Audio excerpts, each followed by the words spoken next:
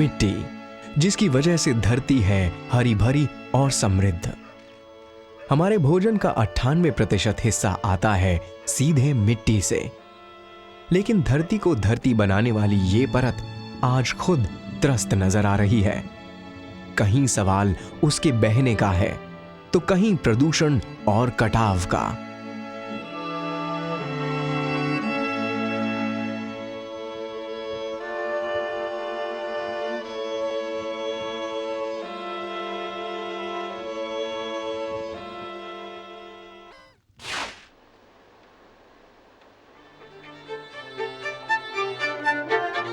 अगर भूगर्भीय चट्टानों की गहराई की तुलना करें तो मिट्टी की गहराई बाल के बराबर भी नहीं है। लेकिन रेत, खनिज लवणों और जैविक पदार्थों से बनी इस पतली सी परत में गजब की क्षमता है। ये थामती है जिंदगी को। ना जाने कितने लाइफ फॉर्म्स या जीवों का वास है इसमें।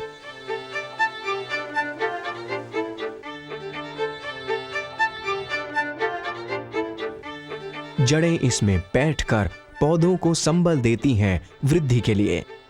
इसकी उर्वरता प्रदान करती है उनको भोजन। जंगल के जंगल थमते हैं इसमें, जो भंडार हैं जैव विविधता के।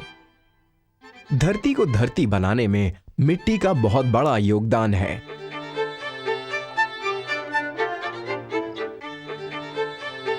मिट्टी एक जीवित मिश्रण है जो बनता है खनिज लवणों, जैविक पदार्थों के सहयोग से। यह संगठन संरंध्र होता है, जिसकी वजह से इसमें पानी और हवा भी मौजूद होती है। एक अच्छी मिट्टी के 1 इकाई आयतन में 45% तक खनिज लवण, 25% हवा, 25% पानी और 2 से 5% तक जैविक पदार्थ हो सकते हैं। मिट्टी का अलग अलग रंग निर्भर करता है उसकी मातृ चट्टान के रंग पर और साथ ही उसमें किस तरह के खनिज लवण हैं। संरचना के हिसाब से हर मिट्टी के पानी धारण करने की क्षमता में फर्क होता है। अंततः यही गुण तय करते हैं कि कौन सी मिट्टी कौन सी फसल के लिए उपयुक्त है। भारत में तरह तरह की मिट्टी पाई जाती है। मिट्टी को देखने के एक बड़े पैमाने की बात करें तो उत्तर में गंगा के मैदानों में उर्वर बालुई मिट्टी पाई जाती है। वहीं मध्य भारत और निचले इलाकों में काली मिट्टी और दक्षिण और पूर्वी इलाकों में लाल मिट्टी। लेकिन हर एक मिट्टी कई अन्य उप मिट्टियों का समूह है। यकीन मानिए, आज आप जो पहाड़ देख रहे हैं वो कल ऐसे नहीं थे। हो सकता है कि ये ऊंचे हों। यहां जहां आपका मैदानी शहर है वहां लाखों साल पहले पहाड़ हों या नदियां बह रही हों। कुदरत एक बड़ा इंजन है जिसके कई हिस्से हैं। एक हिस्सा है जो भौगोलिक सतह को लगातार घिसते काटते रहता है और एक बड़ा तंत्र कन्वेयर बेल्ट की तरह इस कटे घिसे हुए माल को, जिसे कि हम मिट्टी कहते हैं, एक जगह से दूसरी जगह ले जाता रहता है।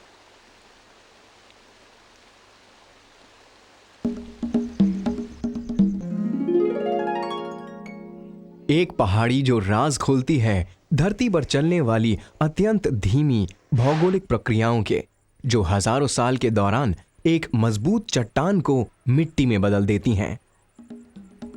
हाल ही में उत्खनन या माइनिंग के दौरान काटी गई इस पहाड़ी में हैं चट्टानों की दोनों तरह की सतहें। नीचे दबी हुई चट्टानें जो तुलनात्मक रूप से नई हैं और ऊपर की चट्टानें क्षरित हो चुकी हैं। चट्टान की ऊपरी सतह पर मौसम की मार पड़ती रहती है। चट्टानों का अपरदन या इरोजन यहीं से शुरू होता है। दरकन की शुरुआत पानी करता है। तुलना कीजिए हाल ही कटी चट्टान की दरार और एक पुरानी दरार का। बहने के लिए पानी इन चट्टानों की परतों में मौजूद प्राकृतिक दरारों का सहारा लेता है। दरारों के पास से चट्टान का विघटन शुरू हो जाता है। हवा पानी के साथ आते बीज धीरे धीरे नमी पाकर जड़ें जमाने लगते हैं। यह सब कुछ साथ ही चलता रहता है। धीरे धीरे चट्टान की ऊपरी परत ढीली हो टुकड़ों में टूटने लगती है। पानी अपने साथ इस ढीले मलबे को नीचे लाता रहता है और चट्टान की अन्य परतें भी खुलने लगती हैं। छोटे छोटे कण गुरुत्व और पानी की मदद से नीचे आते रहते हैं और आगे बढ़ते रहते हैं। क्षरण या इरोजन की यह प्रक्रिया इतनी धीमी होती है कि हो सकता है कि हजारों लाखों साल के दौरान यह पहाड़ी यहां से गायब हो जाए। भौगोलिक स्तर पर चल रही इस प्रक्रिया के दो अंग हैं, पदार्थ का छोटे कणों में टूटना और दूसरा इन कणों का अपने मूल स्थान से स्थानांतरण या ट्रांसफर होना। इन कणों के आवागमन का साधन बनते हैं हवा और पानी। हवा मिट्टी के कणों को एक स्थान से दूसरे स्थान तक ले जाने का एक बड़ा साधन है। आमतौर पर हवा की हर एक धारा में कुछ एक धूल के कण होते हैं, लेकिन कभी कभी हवा इतनी धूल साथ में ले उठती है और धूल के तूफान का रूप ले लेती है। एक तूफान एक बार में लाखों टन मिट्टी को सैकड़ों मील दूर तक इधर से उधर कर सकता है। और इस तरह की प्रक्रियाओं के दर्शन आमतौर पर होते हैं सूखे मौसमीय इलाकों में। कई बार तो मिट्टी का तूफान इतना बड़ा होता है कि उपग्रह भी उसे देख सकते हैं। लेकिन हवा के अलावा मिट्टी को स्थानांतरित करने का एक और बड़ा साधन है बहता पानी।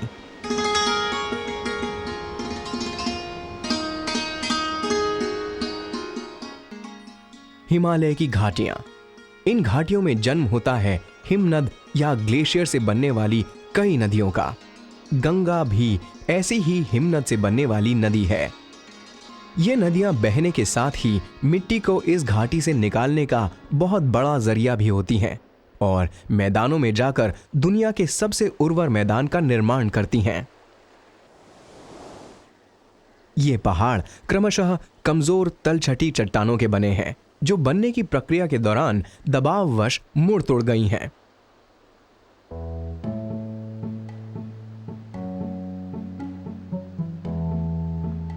कभी ये तलछट समुद्र का तल हुआ करती थी, जिसे दो महाद्वीपों के बीच करोड़ों वर्षों से चल रही टकराहट ने दुनिया की सबसे ऊंची पर्वत श्रृंखला के रूप में स्थापित कर दिया। तलछट की बनी ये चट्टानें पानी, धूप और हवा को लेकर संवेदनशील होती हैं। एक तरफ ऊपर पानी, धूप और पेड़ पौधों के साझा प्रयासों से ऊपरी चट्टानें क्षरित हो रही होती हैं। दूसरी तरफ नीचे बहती नदी भी धीरे धीरे चट्टानों को घिस रही होती है।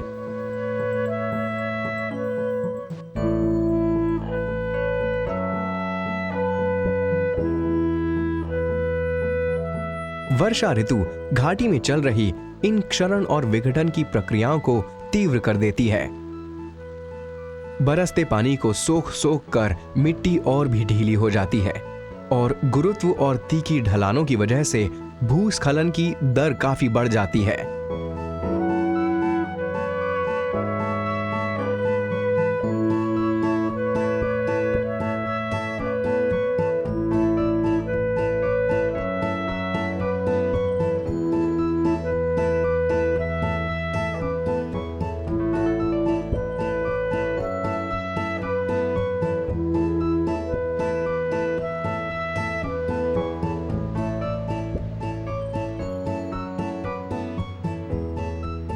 उधर नदी भी तेज प्रवाह के चलते चट्टानों को और ज्यादा काटती है। इस तरह जन्म लेती है दुनिया की एक सबसे उर्वर बालुई मिट्टी, जिसे अंग्रेजी में अलूवियल सॉइल कहते हैं।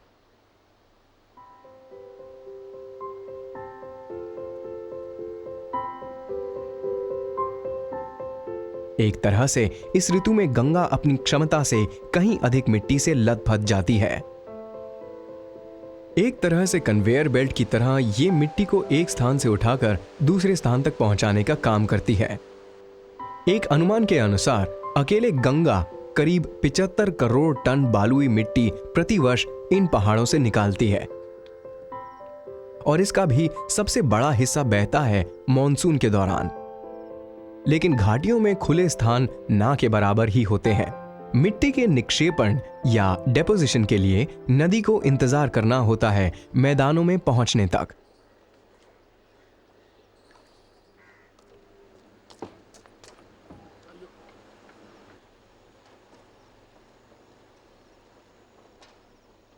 ऋषिकेश, गंगा का मैदान में आगमन द्वार।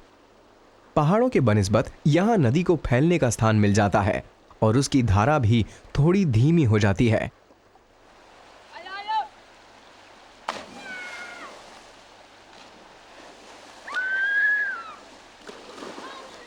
पानी से भरी नदी मैदान में घुसते ही फैलने लगती है। बनिस्बत कई इलाके डूब में आ जाते हैं। लेकिन बाढ़ का आना और उतरना एक प्राकृतिक चक्र है। बाढ़ में नदी के साथ आ रही उर्वर बालुई मिट्टी भी चारों ओर फैल जाती है। ये क्रम लाखों सालों से बना हुआ है।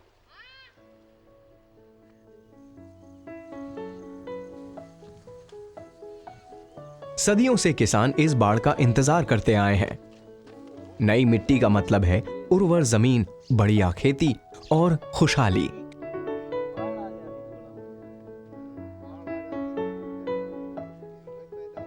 मिट्टी की वजह से नदियों के मैदान वो जगह बने जहां लोगों ने पहले बसना शुरू किया, सभ्यताएं पनपी और खेती पनपी।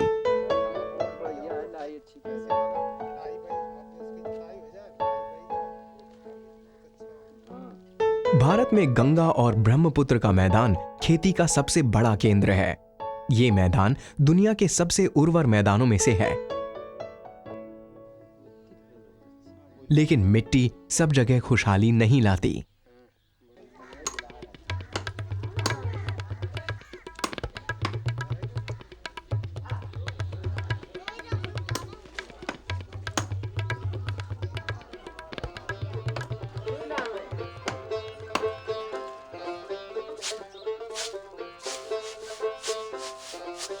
उत्तर प्रदेश में यमुना किनारे बसा एक गांव जरी खुर्द।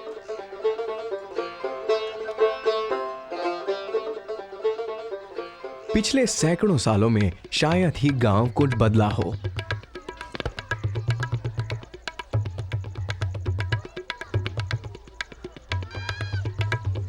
ये गांव बसा है चंबल और यमुना द्वारा काटी गई मिट्टी से बने बीहड़ों के बीच। वही बीहड़ जो लोगों को डाकुओं और अपराधों की याद दिला देते हैं।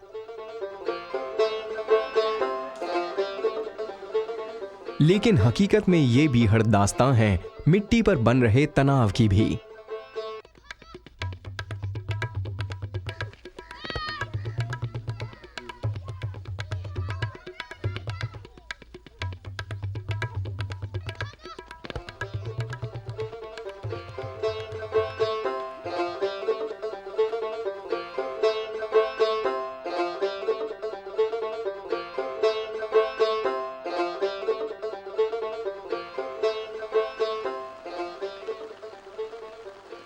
पानी द्वारा मिट्टी का क्षरण एक प्राकृतिक प्रक्रिया है।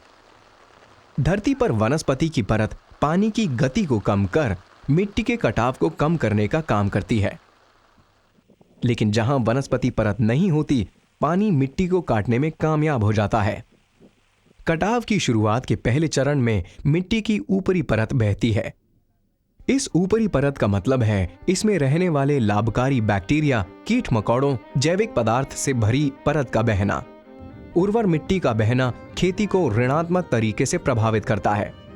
आंकड़े बताते हैं कि मिट्टी की उर्वर परत के बहने से हर साल 60,000 एकड़ खेती की जमीन बंजर होती जा रही है।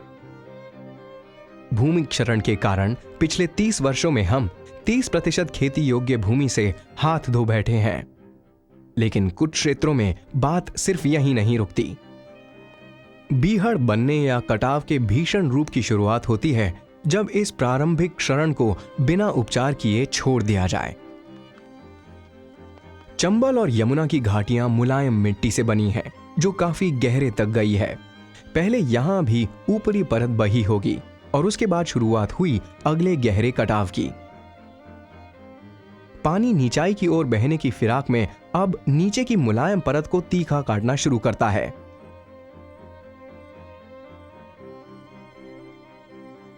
पहले छोटी नालियां बनती हैं जो आसपास की मिट्टी को अपने साथ बहा ले जाती हैं।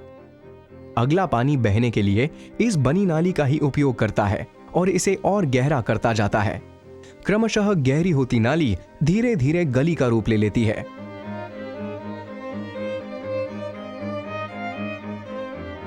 जरी खुर्द में गांव वाले बताते हैं कि हर बारिश बीहड़ को और गहरा कर जाती है।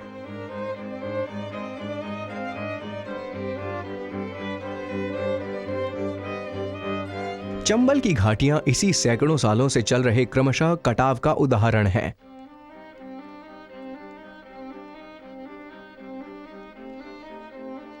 एक अनुमान के अनुसार भारत की 90 लाख एकड़ भूमि बीहड़ों में बदल चुकी है।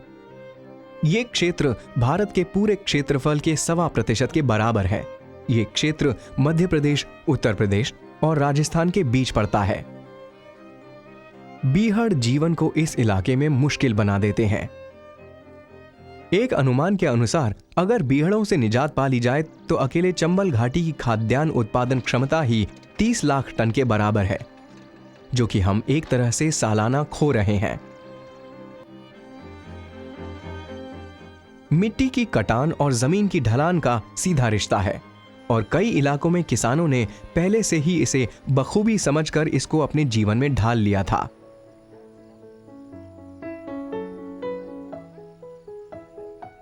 पहाड़ी घाटियों में खेती करना इंसान के भूमि प्रबंधन और जीवटता की एक मिसाल है। पहाड़ी ढलानें काफी तीखी होती हैं। खेत के एक टुकड़े को बनाने में काफी समय लगता है। सीढ़ीदार खेत तीखी ढलानों को काट कर बनाए जाते हैं। इन खेतों में ऊपर की उर्वर परत बहुत पतली होती है और किसानों के लिए अत्यंत मूल्यवान भी।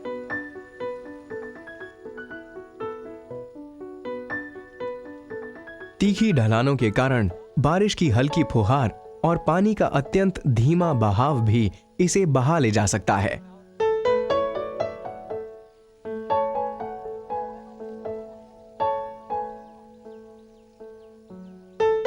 किसान कटान को रोकने के लिए अत्यंत सीधा रास्ता अपनाते हैं। छोटे छोटे खेतों की पत्थरों से मेड़बंदी की जाती है। ये मेड़ एक तरह से छन्नी का काम करते हैं। बहता पानी इनसे छनता जाता है और खेत की मिट्टी खेत में ही रुकी रहती है। मिट्टी के कटाव को रोकने का मेड़बंदी का तरीका कई इलाकों के किसान बहुत पहले से इस्तेमाल करते आए हैं। लेकिन जहां भी लोग इस परंपरा को भूले, इसके परिणाम घातक ही निकले।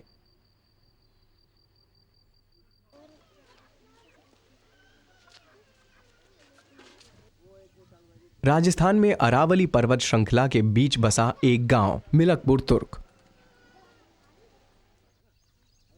गांव की पाल पर इकट्ठा हुए ये लोग चर्चा कर रहे हैं पाल के रख रखाव की व्यवस्था बनाने की। पाल के अभाव में गांव की भूमि का एक बड़ा हिस्सा कटकर बीहड़ों का रूप लेने लगा है।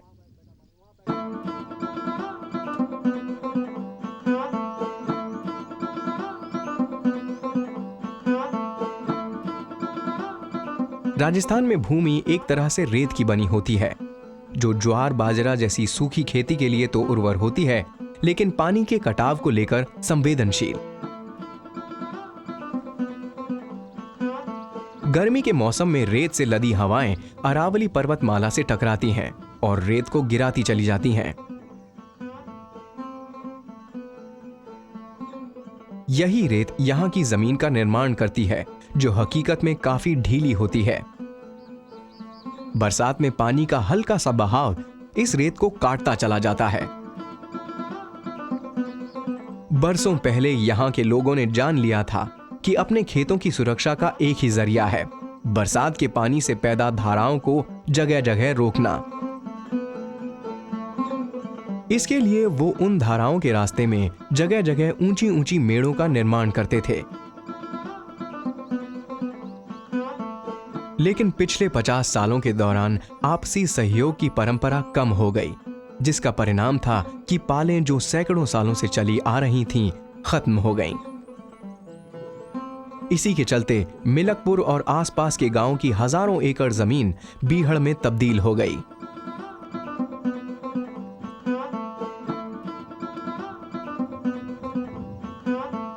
कुछ संगठनों की मदद से एक बार फिर पाल बनाने की परंपरा को जीवित करने का प्रयास किया जा रहा है।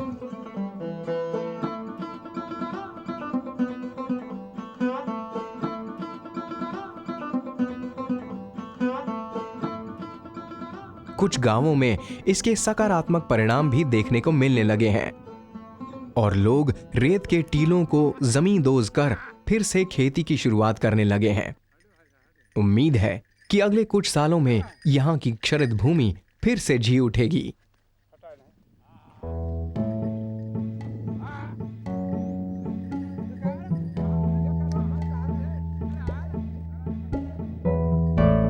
भूमि और इंसान का रिश्ता काफी गहरा है। भूमि उर्वर है तो खुशहाली आती है और भूमि तनाव में है तो इसका असर उस इलाके के लोगों के जीवन में भी देखने को मिलता है।